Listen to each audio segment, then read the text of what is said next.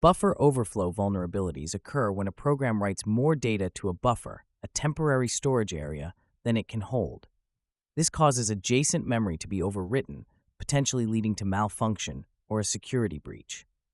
In the context of the Linux kernel, buffer overflows can be particularly dangerous, as they may allow attackers to execute arbitrary code or gain unauthorized access to system resources. Understanding these vulnerabilities is critical for developing secure software and protecting systems from exploitation. Buffer overflow attacks work by exploiting the improper management of memory in software applications.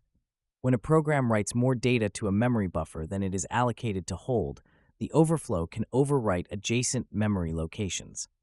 Attackers can craft malicious input that precisely overwrites the memory, allowing them to alter the program's execution flow. This can enable the attacker to execute arbitrary code, escalate privileges, or crash the system.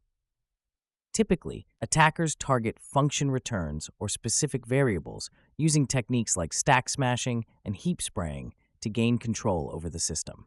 Common types of buffer overflow vulnerabilities in the Linux kernel include stack-based overflows and heap-based overflows. Stack-based buffer overflows occur when local variables on the system stack are overwritten, potentially allowing attackers to hijack the execution flow.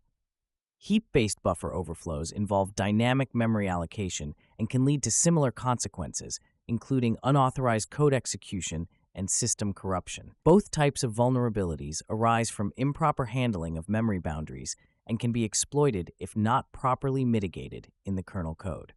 Historical examples of buffer overflow exploits in the Linux kernel include the 2003 Linux kernel do-bar-k vulnerability, which allowed attackers to gain root access by exploiting a flow in memory allocation, and the 2010 CVE 2010-3081 vulnerability that enabled local users to escalate privileges via crafted sequences in the memory to bypass security modules.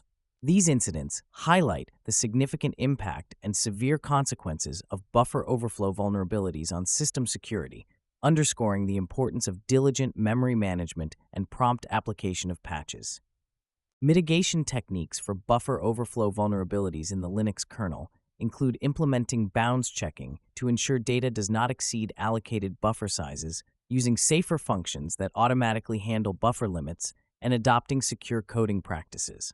Additionally, technologies such as address space layout randomization, ASLR, data execution prevention, P, and stack canaries can help prevent exploitation.